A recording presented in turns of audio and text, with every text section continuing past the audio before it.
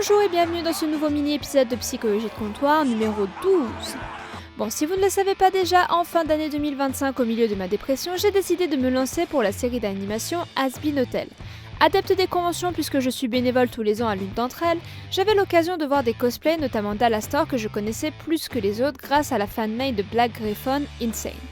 Puis Spotify avait piqué ma curiosité pendant mes écoutes de hits de Broadway en me lançant Elle's Greatest Dad, encore une chanson avec Alastor que j'écoutais assez régulièrement. Au bout d'un moment, je me suis dit, allez, pourquoi pas, et ça a réveillé une partie de mon inspiration. Et au milieu des dessins nombreux que j'ai fait sur l'univers Ellaverse de manière générale, il y a ma passion de toujours, les personnages. Avant toute chose, petite présentation de la série. Has Been Hotel est une série musicale sortie en 2023 sur Amazon Prime avec à son origine un épisode pilote publié en 2019 sur YouTube. Inscrit dans le Ellaverse incluant la série d'animation Hello Babos, Has Been Hotel se concentre sur l'histoire de Charlie, princesse des enfers qui développe un hôtel de rédemption dans le cercle de l'orgueil. Son rêve que les pécheurs aient une deuxième chance de rejoindre le paradis. Problème, ce rêve un peu trop idéaliste paraît impossible que ce soit aux yeux des anges qu'aux yeux des pécheurs eux-mêmes. Les anges sont d'ailleurs fermés à cette idée, pensant que le seul moyen de protéger le paradis est de faire régulièrement des purges en enfer afin d'éliminer un grand nombre de pécheurs qui y sont de plus en plus nombreux.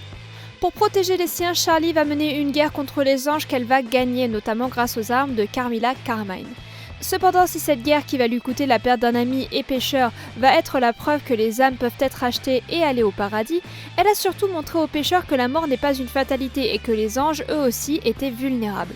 Charlie, incapable de prouver que la rédemption est possible, se retrouve face à un personnage mal intentionné qui va profiter de la situation pour satisfaire son propre ego, Vox. Vox est le leader de VoxTech, une société télévisuelle qui diffuse dans tout le cercle de l'orgueil. Il va utiliser cette guerre que les pécheurs ont gagnée pour former une armée qui lui permettra à lui et ses alliés Valentino et Velvet de dominer les enfers et plus largement le paradis. Bon, je vais sans doute pas vous surprendre quand je vais vous dire que j'ai énormément accroché avec les vilains de la saison 2. Moi qui pensais que mon cœur allait continuer avec Alastor, deux personnages ont pris sa place, Angel Dust et Vox. Bien entendu, vous avez compris que nous allons parler du deuxième cas, notamment parce que Christian Borlin, mais pas uniquement. Au cinéma comme dans les séries, on ne se contente pas de créer des personnages un par un. Même si chaque personnage peut avoir son arc et son objectif, ils peuvent aussi être composés dans un groupe de 2, 3, voire plusieurs personnages. C'est donc pour cela qu'aujourd'hui nous n'allons pas parler uniquement de Vox, même si ça ne saurait tarder wink wink, mais du trio que représentent les V's. Il y a 3 types de trios dans les fictions. Le classique triangle amoureux que l'on a déjà évoqué à 2, bientôt 3 reprises sur la chaîne, les trios de héros comme dans Promise Neverland et enfin le trio de vilains. Le trio de vilains varie en fonction de l'importance du trio dans le récit et du type de récit. Par exemple, on ne va pas donner la même place dans le récit à un trio de vilains si la série est un enchaînement d'épisodes où le conflit est résolu dans le même épisode que dans une série qui suit un arc narratif sur une saison.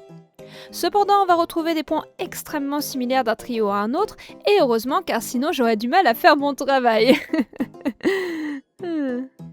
Premièrement, un point important pour composer un trio de ce genre est une cohérence esthétique.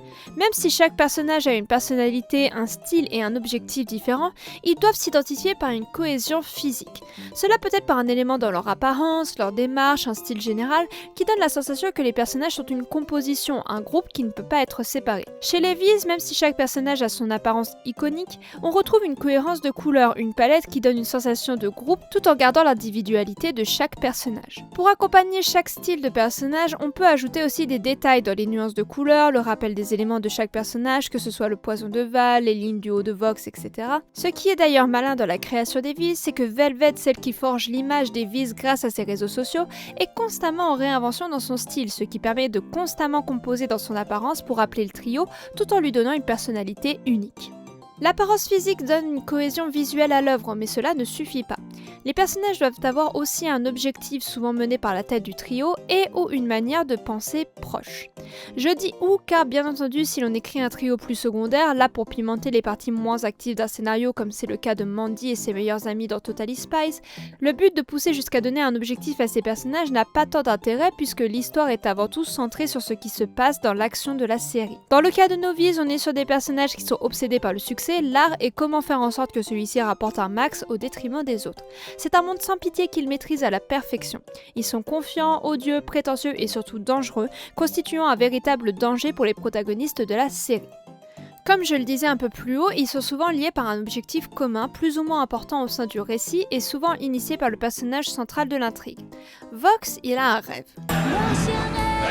Un rêve qu'il tient de son ancienne vie, une vie de gourou et qui peut maintenant littéralement devenir vrai, devenir un dieu admiré de tous.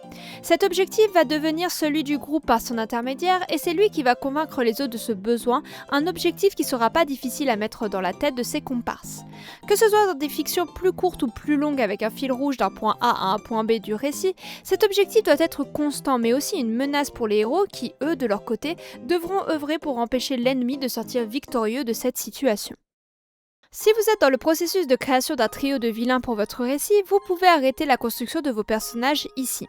L'apparence physique et la mentalité commune des personnages est déjà un noyau solide qui va donner une sensation fusionnelle au sein de la relation qui les lie. Cependant, on peut aller plus loin en ajoutant un quatrième personnage au mix. Ce quatrième personnage, venu de l'extérieur, est là pour briser votre noyau qui, malgré sa force fusionnelle, cache une fragilité. Ce personnage, consciemment ou non, va semer le doute au sein de l'ordre établi, remettre les cartes en jeu et bousculer l'objectif du trio en mettant son grain de sel. Ici, Alastor fait son boulot et le fait très bien. Et ceci est dû à un point important, il a l'avantage du terrain. Comme Cady dans Mean Girls qui connaît le passé de Regina par le biais de Janice, Alastor connaît bien Vincent puisqu'ils se connaissent depuis des dizaines d'années, Vox ayant longtemps admiré Alastor par le passé. Du coup, il sait sa plus grande faiblesse, son besoin de reconnaissance. Petit à petit, il va s'immiscer dans la tête de Vox et ce qui était un rêve du trio va se transformer en un rêve solitaire.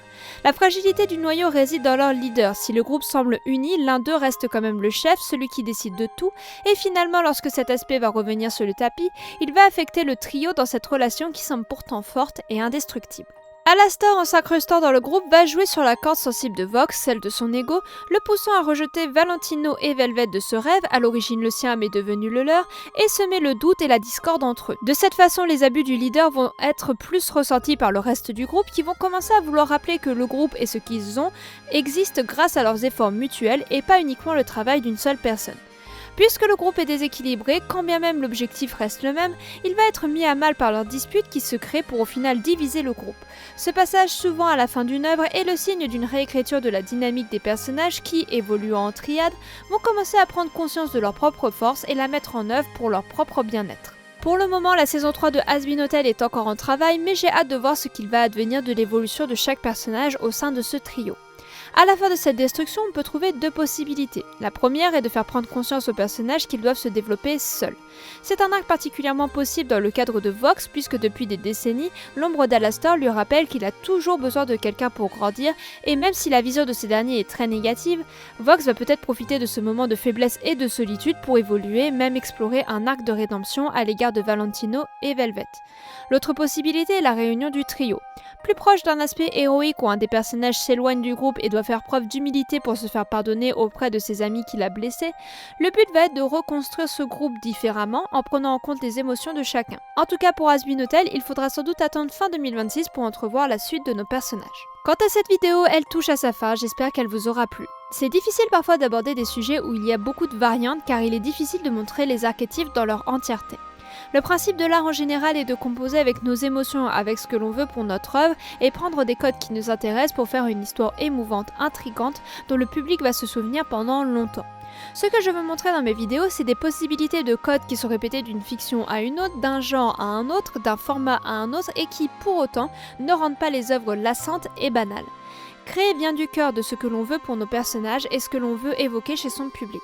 Continuez à regarder des œuvres indépendantes ou non et vous verrez que le monde est plein d'esprits originaux. Maintenant que Méphilion a parlé du cœur, je vous laisse. Si vous avez aimé cette vidéo, n'hésitez pas à liker, à partager et à vous abonner si ce n'est pas déjà le cas. Quand je ne suis pas sur YouTube, je suis sur Twitch où je fais des live discussions, coworking mais aussi jeux vidéo. On s'amuse bien alors n'hésitez pas à nous rejoindre. Merci à tous et tous pour votre visionnage et on se retrouve bientôt, je l'espère, pour une prochaine vidéo. Ciao, bye bye!